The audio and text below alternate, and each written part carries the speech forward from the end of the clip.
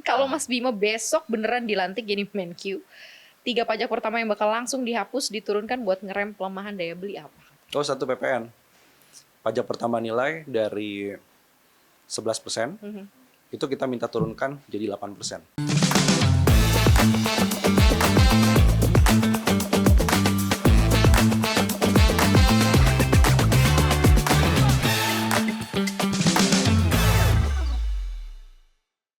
Sobat Cuan, apa kabar? Selamat datang di podcast Cuap-Cuap Cuan. Semoga Sobat Cuan selalu, ya cuan lah, yang namanya juga Sobat Cuan. Kalau nggak cuan ya kurang keras usahanya untuk mendapatkan cuan ya. Ketemu lagi bareng Maria Katarina, kita di segmen interview. Hari ini spesial sekali gitu ya, karena saya bisa mendatangkan Pak Menteri yang sibuknya luar biasa untuk hadir ngobrol-ngobrol di Cuap-Cuap Cuan bersama dengan Bima Yudhistira, Direktur Sales, Menteri Keuangan lo ya? Dan tata kelola Dan anggaran. tata kelola anggaran. Iya. Di Kabinet Bayangan. Di Kabinet Bayangan. Ya ampun, itu mana ceritanya inisiasi itu Kabinet Bayangan? Seru banget sih di media sosial, rame banget gitu. Iya. Awalnya dari keresahan atau kayak gimana maksudnya? Iya, kita udah bikin riset, Heeh. ya kan? Terus sudah nyampaikan langsung. Banyak hal lah ya. Salah satunya kan soal pemborosan anggaran. Oke. Tapi riset juga nggak didengar, diskusi juga gitu-gitu aja.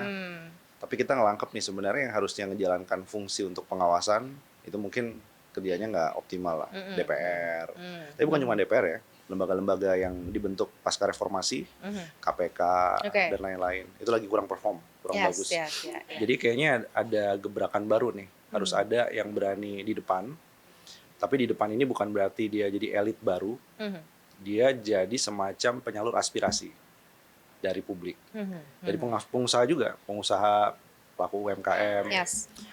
Apa sih sebenarnya yang bisa dilakukan untuk bikin APBN kita benar, bikin kebijakan ekonomi benar. Ini kebetulan gue sebagai Menteri Keuangan. Karena ya, lu gitu. pemangku kebijakan di situ. Ya, Di Kabinet Bayangan. dengan 0 APBN ya. Dengan 0 APBN. Ya, versus yang sebelah 3.800 triliun. Oke, Ya. yes. Nah, dengan itu muncullah ide dari beberapa teman-teman. Dan prosesnya kan kita bukan mendaftarkan diri nih, tapi didaftarkan sama orang. Jadi ada beberapa listnya, bahkan di Menteri Keuangan itu kandidatnya salah satunya Mas Dede, Khatib Basri. Oke. Ya kan? Tapi nggak tahu panelisnya kan ya. Panelis mungkin punya pertimbangan lain. Usia kayaknya pertimbangannya. Oh. Karena ada, bisa detail itu ya? ya ada syaratnya kalau nggak salah di bawah 50 tahun. Oke. Di bawah 50 tahun. Ada yang paling muda nggak? Berapa termudanya? Waduh. Kayaknya Iqbal lebih muda 2 tahun dari saya, tapi rata-rata 37 tahun. Around 37 di Ya. under 50. Ya, Oke. 15 orang ini di bawah 37 tahun rata-rata. Setelah itu ada panelis dan lain-lain, ya udah. Kemudian kita ngumpul tuh. Nah, rapat perdana kita bahas nih. Tapi pembagian tugasnya sebenarnya sih udah clear ya. Kita pengen 100 kabinetnya Merah Putih itu versus 15 nih. Oke. Zaken kabinet nih. Kalau Hatta bilangnya Zaken kabinet. Sebenarnya perlu nggak sih yang jadi pertanyaan 100 orang yang banyak banget ini, riuh banget di Kabinet Merah Putih, itu sebenarnya mendeliver program dengan baik apa enggak, versus kalau kita bisa kecilkan jadi 15, ternyata bisa. Meskipun catatannya ya ada beberapa menteri yang menghandle sampai 10 kementerian. Multitasking. Ya. Gue cuma satu doang nih markingnya. Karena lo Purbaya. ngurusin duit. Lo kan ngurusin Iya. duit soalnya. Dan langsung lapor ke presiden kan, Oh, iya, nggak iya, di bawah iya. Menko apapun. Oh, oke. Gitu. Jadi dari situlah muncul akhirnya, yuk kita bikin rame-rame secara kolektif kolegial. Apa yang menjadi isu keresahan di masyarakat, di pelaku usaha, sebenarnya ini bisa jadi bahan koreksi. Jadi bahkan Oke. harusnya dari sisi pemerintah seneng banget. Karena mereka dapat input gratisan dong. Benar. Nah, Benar. dan itu juga ngajarin pemerintah gitu ya, ngajarin kabinetnya Prabowo. Ini loh cara untuk mendengarkan publik. Makanya ini gue habis keliling nih dari beberapa tempat nih Mbak. Dari Makassar, dari Jogja, dari Semarang. Itu untuk kita dengar kuliah. Oke. Kuliah dari warga, kuliah dari Oke. masyarakat. Oke. Oh, belusukan juga. Belusukan. Tapi belusukannya bermakna ya. Bermakna, oke. Emang ada yang nggak bermakna? Iya. Nah, jadi kita dengar dari mereka judulnya menguliahi Kabinet Bayangan. Warga kuliahin Kabinet Bayangan. Oh, jadi yang pasang kuping adalah si Kabinet Bayangan Iya. gitu ya. Oke. Habis itu macam-macam tuh. Ya. Ada misalkan pelaku. Apa yang lo temuin? Ya, sebagian daerah, terutama di Makassar kemarin, itu banyak ngeluhin soal perubahan ini PPh final UMKM. Oke, oh ya. Itu dirasakan banget ya. Ya. Dari PPh final 0,5% jadi aturan yang baru. Itu mereka banyak ngelihat ke depan kayaknya pajak buat UMKM itu akan jadi lebih mahal, lebih berat. Banyak juga yang ngeluh nih, yang muda-muda ini kok cari lapangan kerja, terutama yang sektor formal, sesuai disiplin mereka masing-masing. Ini kok kondisinya lebih berat gitu daripada orang tua mereka. Ada lagi yang sederhana begini, Mas, bisa nggak sih kabinet bayangan ngapain? Ini benerin jalan yang rusak karena efisiensi anggaran daerah. Oke, kita akan kerjakan itu nanti. Jadi kalau di New York tuh kan ada Zohran Mamdani. Dia ngerjain itu tuh, namanya pothole politics. Benar, dia beres-beresin itu. Beres-beresin ya kan. Yang rusak-rusak jalan segala macam, betul. Ini kabinet bayangan will do that gitu ya. Jadi kita nggak cuman, ini omong-omong aja nih gitu ya. Ini jangan-jangan main menteri-menterian gitu ya. Wah, kalau main menteri-menterian serius sih sekarang ada apanya tuh? Ada ridersnya, ada ajudannya. Itu tolong ntar mobil saya digeser gitu kan ya. Oke. Jangan sampai lecet gitu. Jadi kita nggak kayak gitu ya, tapi lebih ke arah memang harus ada yang mengawasi, dan poin keduanya kita akan melakukan apa yang pemerintah pusat sekarang belum lakukan itu. Oke. Dan juga mendengar aspirasi karena lebih dekat ke grassroots juga. Benar. Oke. Ini sebenarnya gue udah bertanya ke teman-teman gue para netizen ya. Kalau gue ketemu Bima Yudhistira, lu mau nanya apa? Tapi itu nanti gue tanyain. Sekarang yang gue tanyain adalah Destri Damayanti. Ini kan juga paling the hot topic ya. Kayak udah 2 minggu ini ya. Minggu lalu juga katanya mau ditopkan terus nggak jadi segala macam gitu ya. Dan sekarang muncul pemberitaan juga di media sosial ramai karena calon tunggal gitu kan. Di tengah beberapa persepsi, asumsi ketika mundurnya Perry kan banyak banget nih ya kan. Siapa nih. Nah, terus kemudian muncullah sosok Bu Destri yang juga sudah lumayan sudah dikenal lah pasti ya di masyarakat, dan belakangan juga lebih banyak keluar kan ketimbang Pak Perry gitu ya Bu Destri. Menurut lo gimana Mas Bi? Itu adalah pilihan yang paling aman karena Bu Destri bagaimanapun juga kaderisasinya ditempa di internal Bank Indonesia. Karena kan waktu itu spekulasinya terlalu liar ya pada waktu banget. Perry mundur. Ada spekulasi lah ponakannya Prabowo. Gue terus ngomong tadi. Ada lagi dari mantan gubernur BI yang dulu gitu ya, teman dekatnya Prabowo. Jadi makin banyak spekulasi itu, Prabowo akhirnya karena tekanan publik jawablah berarti Destri kan. Artinya apa? Artinya seburuk-buruknya ini lesser evil-nya adalah dari internal BI. Itu jauh lebih bagus daripada orang dari luar yang nggak ngerti moneter dan lain-lain. Tapi itu belum selesai sebenarnya pertanyaannya. Karena setelah Destri anggap aja ya, itu menjadi gubernur Bank Indonesia, isu soal independensi Bank Indonesia itu tetap harus dijawab sama dia. Ada beberapa isu nih. Tapi dari sisi kapabilitas, oke lah. Pokoknya kalau dari internal Bank Indonesia, kita kan juga sering nih ngobrol sama teman-teman dari Bank Indonesia. Ya, background pendidikannya, paham banget moneter, dan paham banget yang sekarang ngerasa bahwa moneter itu harus jadi rem. Karena fiskalnya lagi agresif, lagi ekspansif, dia bisa bikin misalnya harga-harga bangan lebih mahal, inflasi, atau misalnya fiskalnya minta, ya program kayak MBG Kopdes, tolong dong suku bunganya diturunin misalnya. Tapi kan kalau ngelihat rupiah kayak sekarang, jawabannya Bank Indonesia bukan ikut-ikutan nurunin suku bunga, tapi justru dia mempertahankan.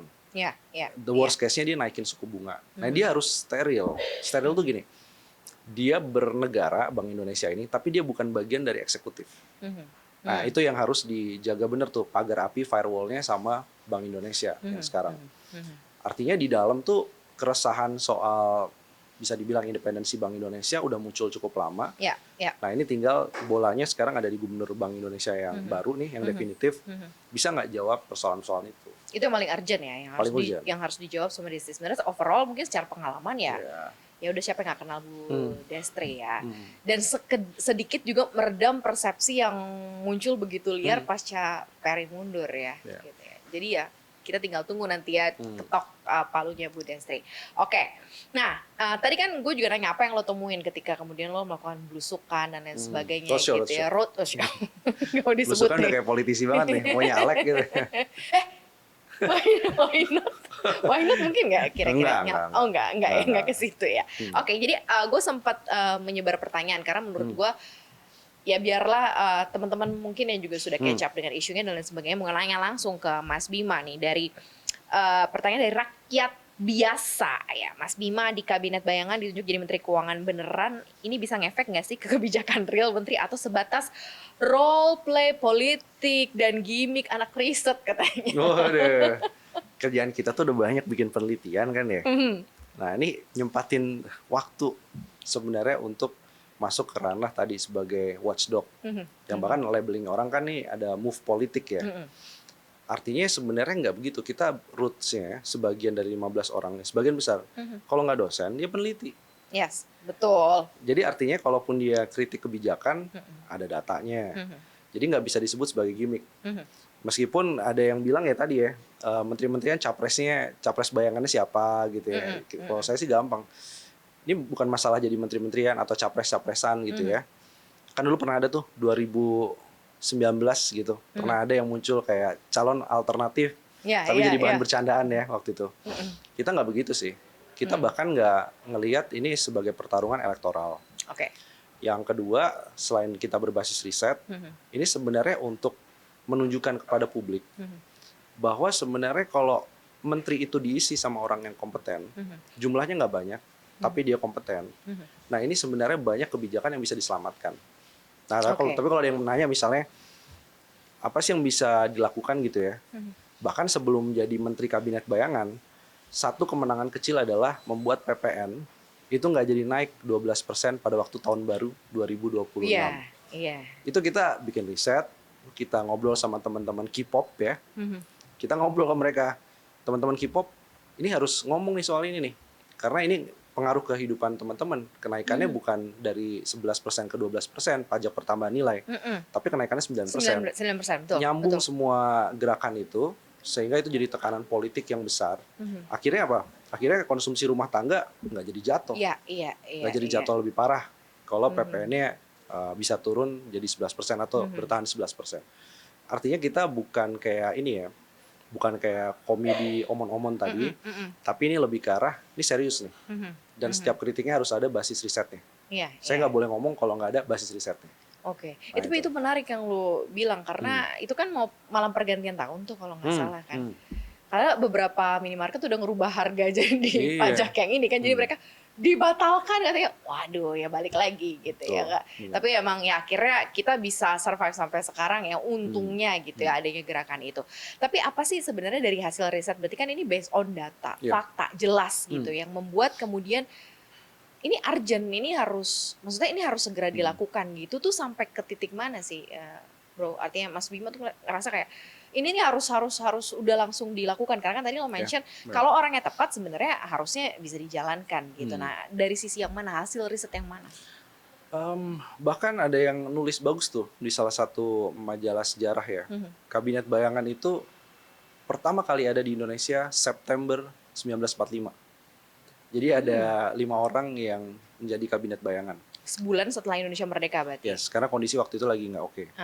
Jadi ada Soekarno, Hatta, Ahmad Subarjo, Tan Malaka, dan Sultan Syahrir.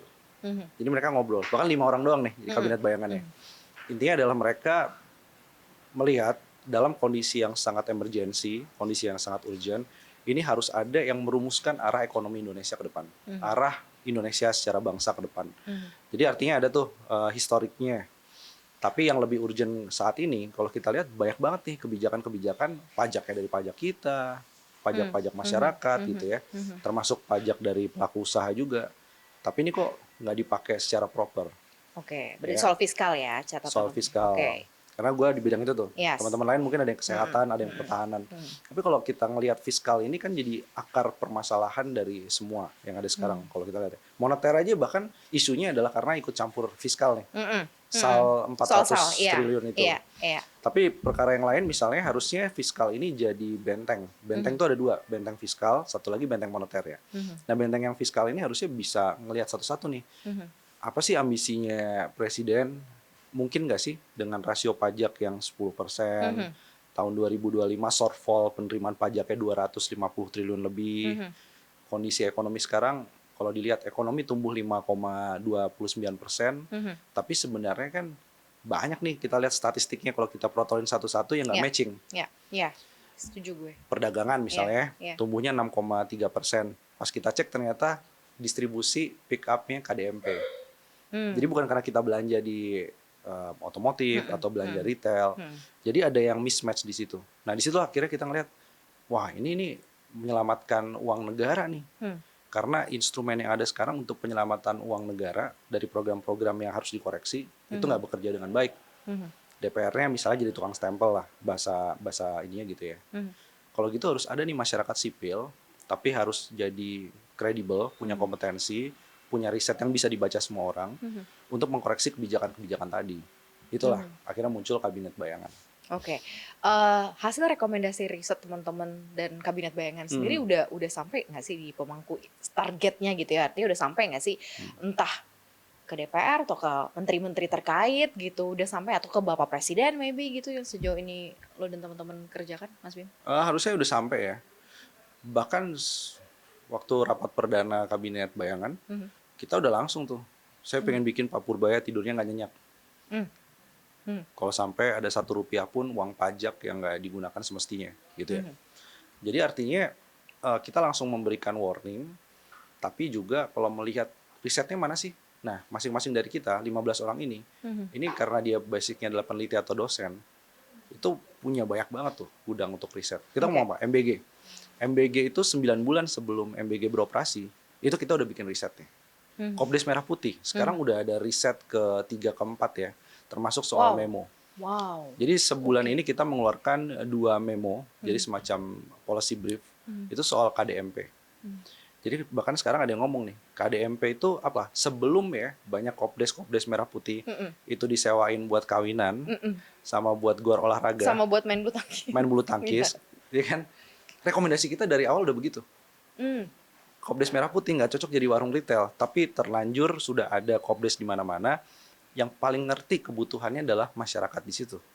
Gedungnya, fasilitasnya. Ternyata benar, masyarakat dengan kreativitasnya memanfaatkan kopdes daripada dia operasionalnya jalan terus. Listriknya jalan terus, ya kan? Cicilan ke banknya juga jalan terus. Nah, hal-hal begitu tuh udah kita kasih warning sebelumnya. Nah, itu yang membuat kenapa kita ngelihat Kabinet Bayangan ini akan ditemani oleh riset dan data, tapi juga yang paling penting tadi, orang butuhnya apa sih? Sipil, masyarakat ya, secara luas ya. Masyarakat ya. Oke, karena bagian terbesarnya itu adalah ya masyarakat ya, gitu ya, bisa menyuarakan aspirasi. Itu presidennya. Oh. Presiden Bayangannya siapa? Sebenarnya presidennya adalah masyarakat. Oh, oke. Oke, Sobat Cuan. Kita lanjut ya. Kelas menengah fiskal. Kalau Mas Bima besok beneran dilantik jadi Menq, 3 pajak pertama yang bakal langsung dihapus diturunkan buat ngerem pelemahan daya beli apa? 1 PPN. Pajak pertama nilai dari 11%, itu kita minta turunkan jadi 8%. Oke. Tapi masih efektif tuh buat genjot fiskal dan lain sebagainya di level itu. Nah, kita hitung nih. Ternyata PPN itu makin bawah pendapatannya, dia makin bayar pajak PPN terhadap pengeluaran itu makin besar. Oh, jadi sifatnya regresif. Regresif, iya. Bukan progresif. Bukan makin kaya PPN-nya makin gede terhadap porsi pengeluarannya, enggak. Jadi PPN. Kalau PPN-nya bisa dikurangin, pemasukan negara lebih besar dari konsumsi dan industri turunannya. Jadi kalau kita PPN-nya berkurang, misalnya ya, kita beli motor misalnya, itu kan suku cadang dan lain-lainnya, industrinya jadi seger lagi. Jadi pengusahanya happy, konsumen juga happy, pemerintah sebenarnya happy. Vietnam melakukan itu. Yang kedua, PPh UMKM. PPh UMKM ini kayaknya balikin lagi deh, PPh final 0,5%. Kalau ada yang nggak tertib dan lain-lain, ajarin mereka soal bikin laporan keuangan yang bagus. Bukan pakai aparat keamanan dan aparat gitu kan, yang datang yang kemudian dia ikut-ikutan ngurusin soal pajak kan nggak pada tempatnya. Nah, yang ketiga, pajak yang memberikan insentif, tapi insentifnya nggak tepat sasaran. Kita itu dalam setahun belanja perpajakannya tembus di atas 530 triliun. Jadi belanja pajak itu harusnya dipungut, tapi dalam bentuk insentif dan lain-lain. Pas dicek ternyata nggak semua insentif tadi, perusahaan dapat insentif pajak, dia nyerap tenaga kerja. Atau dia misalnya beli mesin industri. Ternyata laporan keuangannya dan lain-lainnya ternyata bermasalah hanya untuk mendapatkan insentif perpajakan tadi. Termasuk sebenarnya yang kita sedang permasalahkan sekarang adalah kawasan finansial khusus. Itu kan ada tuh PPH 50 tahun bisa Iya, 0%. Pusat Finansial Internasional Indonesia itu ya, Iya. PFII ya. Iya. Oke. Saya setuju untuk datangin investasi. Nah kita bukan kayak, semua investasi harus tolak, nggak. Kita butuh investasi yang bikin pabrik dan lain-lain. Tapi kalau investasinya dia dapat bonus pajak dan nggak menyerap tenaga kerja, cuman main di portfolio misalnya gitu ya, itu menurut saya investasi yang sayang banget dan boros dari sisi pajak. Nah kalau 3 ini bisa kita ubah nih, undang-undang harmonisasi peraturan perpajakannya diganti, itu kelihatannya kita bisa dapat rasio pajak yang bagus, tapi nanti investor yang masuk pun investor yang lebih ke padat karya. Oh, gue nyambung ke PFII. Kalau misalnya itu memang ditujukan kan dibangun sebenarnya untuk jadi engine pertumbuhan ekonomi dan engine pendapatan kan, karena memang ada spesialisasi. Karena pengen jadi hub kayak Dubai, kayak Singapura gitu. Karena menurut lu, maksudnya apa yang mesti harus dikhawatirkan gitu dengan PFII itu? Gitu. Nah, yang perlu Konsepnya dikhawatirkan, atau gimana? Iya, yang perlu dikhawatirkan itu sebenarnya arah Indonesia ini mau jadi kayak Singapura, Hong Kong, atau sebenarnya kayak Vietnam dan China mainland, China daratan. Ini 2 trajektori yang beda. Kenapa nggak semua negara di Timur Tengah itu ngambil jalan seperti Dubai? Oke, nggak semua, betul. Nggak semua. It's only Dubai. Iya, Saudi aja nggak melakukan itu. Betul. Karena satu dia punya resource, sumber daya. Yang kedua dia ngelihat ke depan itu engine mereka. Mungkin uangnya akan diambil dari Dubai sebagai hub ya. Tapi mereka yang lebih banyak ciptain lapangan kerjanya dengan Saudi Vision ya 2030 dan lain-lain. Kalau kita ngambil ke arah ke sana, berarti engine kita sebenarnya bukan sektor services dalam artian cuman financial center. Tapi financial center ini supporting untuk apa? Jadi kalau ada orang luar masuk ke financial center, dia mau support apa? Berarti kan industrinya harus siap. Teknologinya juga harus siap. Nah, Vietnam kenapa nggak melakukan itu? China daratan nggak melakukan itu. Hong Kong, biarin Hong Kong. Uangnya didapat dari Hong Kong ya. Yang harusnya kita bikin sekarang itu adalah memperbaiki kawasan ekonomi khusus. Memperbaiki kawasan-kawasan industri. Sehingga Indonesia punya model kayak Shenzhen. Atau kawasan industri yang ada di Vietnam. Jadi ini masalah framing dalam pembangunan ya. Arahnya mau ke situ. Ketimbang kemudian membuka lahan baru gitu ya, jadi PFII, karena sebenarnya kita juga udah punya sektor-sektor atau tempat-tempat yang memang sudah dipusatkan untuk itu. Iya, SCBD. Isinya Jakarta, orang juga banyak menanyakan kenapa nggak Jakarta gitu. Iya. Ya buat apa mesti ada kawasan spesifik baru. Ini beda contohnya dengan rumah sakit ya misalnya. Ada perdebatan rumah sakit internasional biar warga Indonesia kalau sakit nggak keluar negeri, tapi bisa ke dalam negeri. Maka harus ada rumah sakit dengan fasilitas lebih bagus. Rumah sakit itu ada layanannya, tapi juga ada infrastruktur fisiknya. Sementara kalau finansial tadi, sebenarnya di Jakarta aja udah lebih dari cukup. Karena kita nggak butuh gedung baru sebenarnya, yang kita butuh adalah layanan finansialnya yang lebih bagus. Itu kan 2 hal yang beda antara infrastruktur yang hardware dengan softwarenya. Software itu berarti kita butuh talenta bankersnya, kita butuh lawyer-lawyer yang ngerti hukum internasional. Bukan malah kayak yaudah deh kita nanti mau bikin kawasan baru di enclave, ada gubernurnya sendiri tuh. Gubernur ya, betul. Ada gubernur megangnya, semacam otoritanya. Otoritanya, betul. Dan nanti itu akan menarik investasi. Jadi saya kira yang model-model kayak gitu membuat pengusaha juga ngelihatnya Indonesia ini mau kemana sih, arah ekonominya jadi lebih rumit. Jadi 3 hal itu ya yang menjadi concern-nya Pak Menteri Bima Yudhistira kalau memang dilantik. Jadi memang itu yang memang urgensinya saat ini seperti itu. Atau secara overall ada hal lain nggak sih yang lebih secara eksplisit gitu yang mungkin menjadi keresahan Mas Bima juga, ataupun dari data-data yang seharusnya nggak kayak gini nih, harusnya kayak gini gitu. Ada nggak? Oh, kalau saya sih 2 ya, paling nggak nih 3 deh tambahannya. 1 adalah reformasi sistem perpajakan. Berarti itu 1 Direktorat Jenderal Pajak tuh ya. Itu semua direformasi. Karena pajak ini bukan kita kurang data, Mbak. Data itu dari Automatic Exchange of Information, Tax Amnesty Jilid 1, Jilid 2, Panama Papers, Paradise Papers, dan banyak banget data. Jadi saya khawatir sebenarnya kenapa mereka mengeluarkan SP2DK misalnya ya, Hmm. untuk meminta keterangan pajak dan lain-lain, sudah ada Cortex. Ya. Karena mereka overwhelmed dengan data yang sebelumnya ada. Oke. Jadi masalahnya bukan kekurangan data untuk ngecek wajib pajak nih, tapi kebanyakan data, ngolahnya oke. bingung. Oke. Kedua, bea cukai. Hmm. Bea cukai itu salah satu PR besarnya tentu ya masalah pengawasan korupsi, suap, dan lain-lain gitu ya. Itu memang penegakan hukumnya harus dibagusin, setuju. Tapi bea cukai itu harusnya HS code yang beda-beda. Kan Pak Prabowo juga sering bilang tuh bahwa ada kebocoran, kekayaan ke luar negeri dan lain-lain. Benerinnya bukan dengan Dana Antara Sumber Daya Indonesia atau DSI, tapi Terus? benerinnya dengan reformasi bea cukai. Oke. Tujuan PFII juga itu sih sebenarnya supaya dana-dananya nggak ditempatin di luar, katanya masuknya Nah. mendingan di Indonesia aja katanya gitu. Nah, pertanyaannya adalah sebenarnya mulai awalnya itu adalah perbedaan HS code, Oke. harmonized system di antara satu barang yang ada di Indonesia dengan barang di tujuan ekspor ataupun impor. Kayak nikel nih, dibilangnya Indonesia udah nggak mengekspor biji nikel ore gitu ya. Ternyata Indonesia misalnya tercatat di negara tadi masih melakukan ekspor. Oke. Nah, itu yang kalau misalkan dicocokkan datanya, itu akan kelihatan bocornya berapa. Jadi kalau pajak itu sudah punya harmonisasi data antar negara, bea cukai ini yang harusnya punya model harmonisasi tadi. Jadi setiap kali kebocoran di logistiknya bisa di-trace. Nah, yang ketiga nih, perimbangan keuangan daerah. Oke. Nah, ini kan isu nih. Kita ya. kemana-mana nih, ada teman-teman ASN daerah, ada Pemda. Kemarin saya ketemu sama DPRD juga dari daerah Indonesia bagian timur terutama. Mereka juga ngelihat, ini kita serius nggak sih dengan otonomi daerah? Kok sentralisasi anggaran ke pusat ini ternyata lebih banyak mudorotnya gitu ya bagi teman-teman yang ada di daerah, termasuk ketidakpastian kerja dan lain-lain. Ya. Jadi perimbangan daerah ini harus dirombak total, kembalikan lagi pada desentralisasinya. Oke.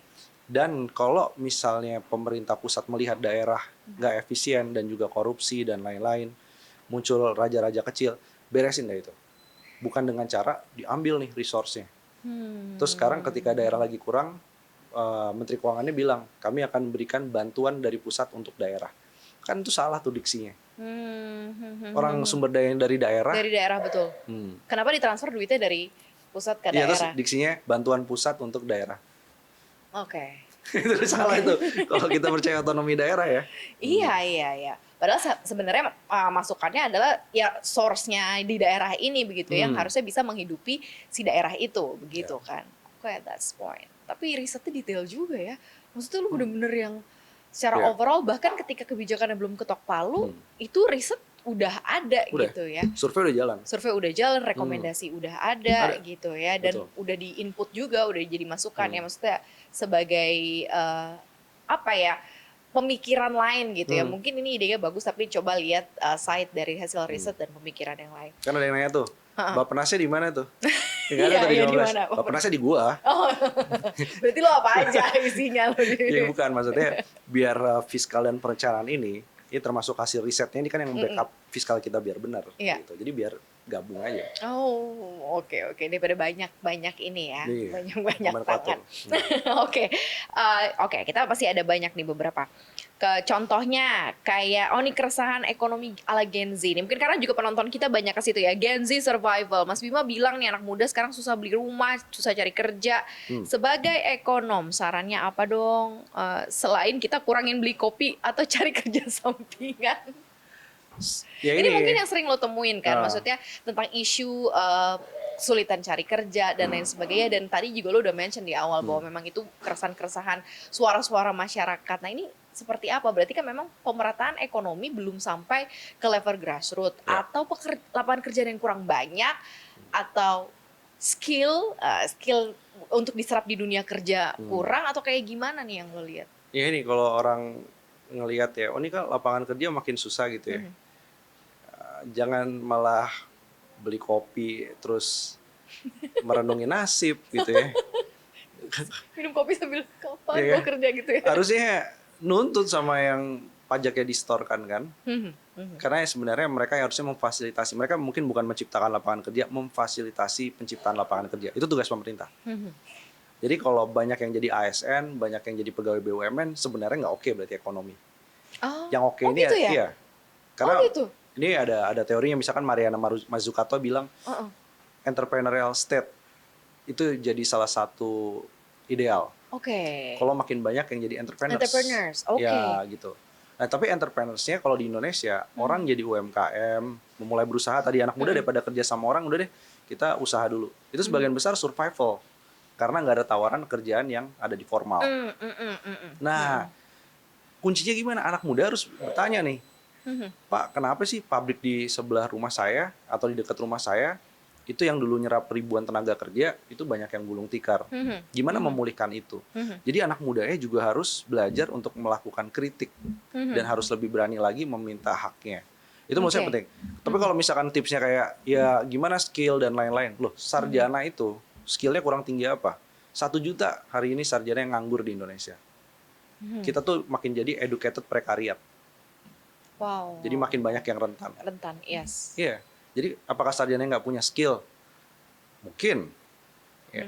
Apakah waktu dia kuliah cuman kuliah aja, dia nggak ikut organisasi, nggak ikut misalnya untuk kapasitas yang dinaikkan gitu ya, capacity building? Jawabannya juga nggak juga. Jadi bisa jadi persoalannya bukan pada mismatch tenaga kerja, tapi lapangan kerja emang nggak ada. Kenapa lapangan kerja nggak ada? Pertanyaan berikutnya, mungkin yang investasi lagi nggak nyaman. Gitu lagi tuh. Jadi kayak dia kayak evil circle efek, ya, gitu. muter-muter di situ. Oke. Kenapa nggak nyaman investasi? Ya itu kan jadi banyak tuh. Iya, banyak pertanyaan. Kenapa ya? Bukankah kita untuk menggenjot pertumbuhan ekonomi 8% butuh 1.000 triliun katanya investasi gitu. Agak berat juga berarti ya. Masih realistis nggak di kondisi sekarang kalau kita punya mimpi 8% pertumbuhan ekonomi? Kalau saya sih ngelihat kita nggak ngejar 8% harusnya. Tapi yang kita kerja adalah kualitas pertumbuhan. Jadi diskusinya sebagian akan digeser.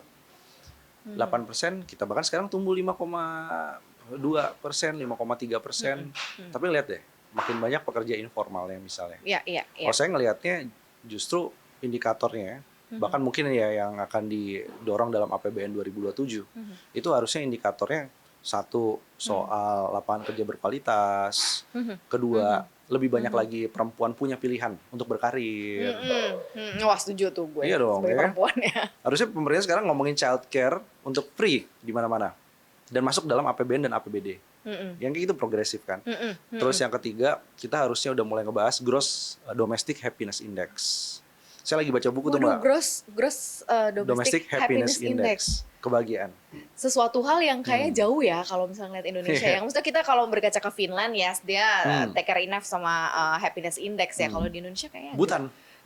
Jadi saya lagi baca buku soal Bhutan. Bhutan, oh iya. Iya, jadi kalau Finland kejauhan karena dia negara yang udah maju duluan dan lain. Enggak juga. Bhutan itu merubah sebagian indikator ekonominya jadi gross domestic happiness index. Jadi kita harus punya yang kayak gitu-gitu tuh. Terus kualitas pertumbuhan, salah satunya juga pertumbuhan yang lebih berkeadilan dari sisi hijau. Orang bisa bahagia kalau polusi udaranya bisa lebih rendah. Airnya nggak kekeringan karena El Nino kayak sekarang nih di mana-mana.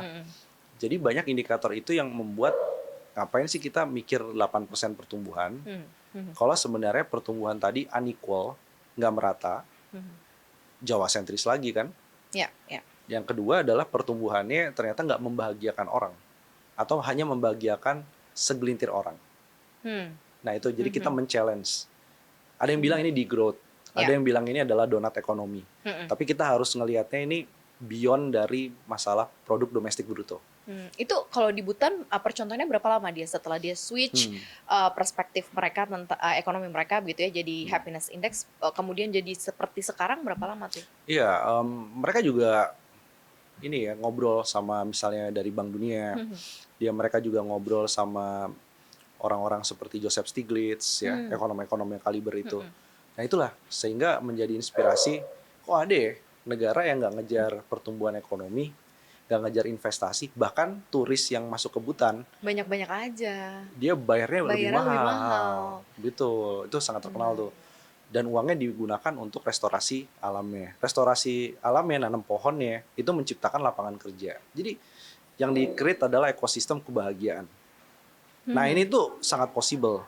Jadi equal nggak sih kebahagiaan dengan kesejahteraan? Maksudnya ketika mereka punya indeks kebahagiaan yang bagus, artinya secara finansial they're going to wealth gitu, kesejahteraan finansialnya oke, aman secara finansial, lumayan saling bersinambungan nggak sih atau saling berkorelasi nggak sih? Jadinya bahagia dong nggak punya duit? Gitu. Nah, ini menarik nih. Karena bahagia itu betul harus didukung aspek finansial, tapi ada titik tertentu. Jadi ada studi bagus tuh, grafis. Jadi kalau pendapatannya, kalau tidak salah ya, pendapatannya 400.000 US dollar setahun, lebih dari itu, kebahagiaannya itu akan nurun. Itu banyak terjadi. Jadi yang depresi dan minum misalnya pil penenang dan lain-lain, bahkan di negara maju ya, Amerika, Inggris gitu ya, itu bahkan yang masuk dalam kategori rich dan ultra rich. Jadi yang sangat-sangat kaya. Justru mereka makan depresi. Jadi ada titik sebenarnya uang perlu, negara perlu menjamin gitu ya pendapatan, tapi kebahagiaan itu bukan berarti uang terus atau pertumbuhan terus. Makanya di Tiongkok kan atau di China dia sekarang lagi ada namanya Tangping. Tangping itu adalah gerakan untuk menolak kerja 9 to 10 ya. Jam 9 pagi sampai jam 10 malam. 9 to 10? 9 to 10. Di China tuh 9 to 10? Iya. Wow.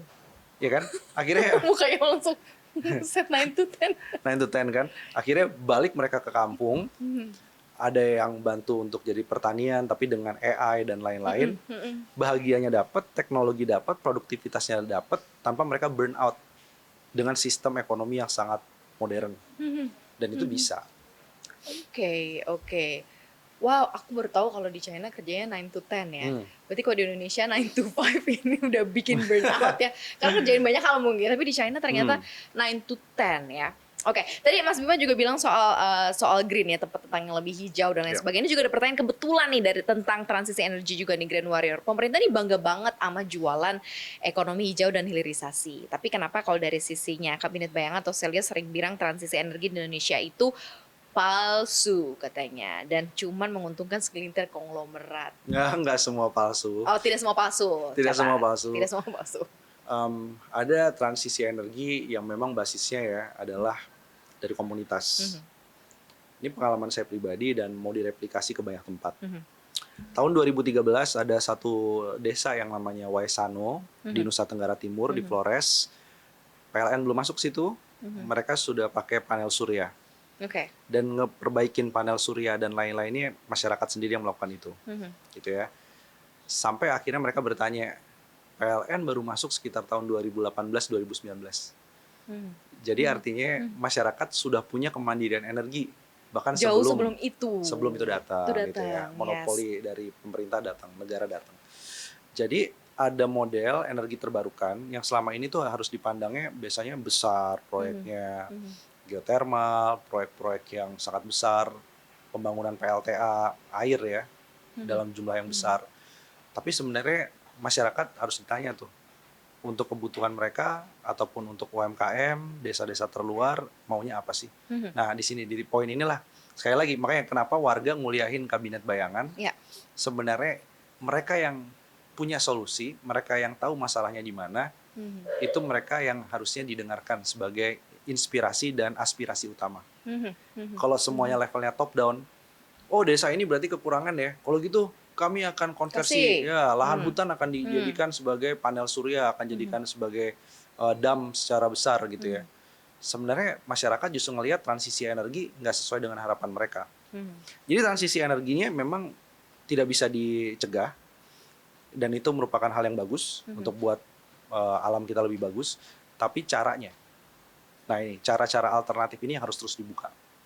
Gitu. Ngapain sih proyek yang terlalu besar? Sebenarnya kalau kecil-kecil, tapi jumlahnya banyak, PLN bisa bantu transmisinya, itu sebenarnya semua everybody happy. Termasuk 100 gigawattnya Prabowo. Jadi sebenarnya ketika ada permasalahan apapun, sebenarnya masyarakat di level-level tertentu mereka cari solusi sendiri gitu ya, dan bisa ya udah menyelesaikannya sendiri begitu sampai kemudian ada ya attachment dari pemerintah mungkin sekian tahun setelahnya ya sudah gitu bahwa mereka sudah menemukan solusinya sendiri. Nah dari hasil berarti lu semakin mengenal lah masyarakat Indonesia tuh siapa, gimana, butuh apa sih gitu. Kalau sekarang mungkin lo bisa menyampaikan aspirasi dari apa yang lo temuin dari teman-teman dimanapun kalian berada ya, apa yang paling mereka pengen note sebenarnya yang mereka butuhkan sebagai warga negara Indonesia nih saat ini nih, Mas Bim? Ada teman dari Papua, masyarakat adat di Papua, mereka bilang gini, Mas, ekonomi itu apa sih? Kita kaget, pertanyaannya sangat fundamental, sangat basic banget. Ekonomi itu apa sih? Ya saya jelasin lah, ekonomi itu CIG plus X kurang M. Itu adalah rumus dari pertumbuhan ekonomi gitu ya, produk domestik bruto. Terus kata teman-teman mereka, hutan kami itu sebenarnya berekonomi kalau begitu. Wah, hutan kan nggak diolah nih dan lain-lain. Pohonnya berarti tetap ada, pohonnya nggak ditebang gitu. Bagaimana caranya bisa jadi hilirisasi, nambah nilai dan lain-lain? Mereka akan bilang, nah itu dia tuh, orang Jakarta kata dia bilang gitu, orang Jakarta, orang pusat itu selalu menganggap bahwa semua itu harus diolah sehingga itu disebut nilai ekonomi. Bagi kami kata mereka, supermarket itu adalah hutan. Jadi kita tuh punya perspektif yang sangat berbeda jauh. Dan perspektif itu yang kadang-kadang nggak ada tuh dalam APBN, nggak ada dalam kebijakan RPJMN dan lain-lain. Semuanya mau disamaratakan. Makanya kan semuanya cetak beras gitu. Semuanya sawit misalnya gitu di banyak daerah. Jadi nggak ada ekonomi yang berbasis kebutuhan dari masyarakat langsung. Padahal Indonesia tuh kayaknya apa sih? Sekarang Indonesia jadi eksportir salah satu yang terbesar di dunia, kemiri. Kemiri. Oh. Iya. Jadi Kemiri kita famous ya di seluruh dunia. Famous gitu. Kopi. Ya, betul. Tapi teman-teman yang ada di Aceh beda lagi. Mas, tolong bilang dong ke pemerintah nih mumpung kabinet bayangan. Kenapa? Jangan ngomong kopi kita champion lagi nih. Kopi kita akan kena El Nino. Dan kopi kita juga kena soal blackout. Jadi pada waktu dia roasting kopinya, listriknya biar pet, itu setengah jadi kopi di roasting itu gagal. Gagal, betul. Nah hal-hal kayak gini nih, artinya kita ngelihat Indonesia tuh banyak banget potensi ekonominya, tapi please jangan semua mau disentralisasi. Satu view aja, ini ekonomi begini, jangan. Oke. Haruskah kemudian ada uniqueness per masing-masing daerah mungkin ya? Karena kan ngelihat ini butuhnya apa sih Aceh, Papua butuhnya apa sih gitu ya? Yeah. Pentingnya itu mungkin ya. Yeah. Nggak semuanya lewat ya penyamarataan gitu yang sebenarnya ya nggak bisa disamaratain karena mungkin Indonesia ya beda-beda dan unik banget gitu ya Mas Bima. Oke. Seru nih kayaknya kalau diterusin bisa sampai besok kayaknya. Oh siap. Jangan bosan-bosan nanti kalau ada waktu ya. Kalau lagi nggak sibuk main-main ke Cuap-Cuap Cuan ya. Thank you so much ya udah hadir di sini ya. Makasih banget Cuap Cuan juga terima kasih udah dengerin kita. Jangan lupa kita ada di Spotify, YouTube channel CNBC Indonesia Cuap-Cuap Cuan. Follow Instagram kita di @cuap_cuan. Thank you. Dialog kita tutup. Kita pamit. Bye. Ya, terima kasih.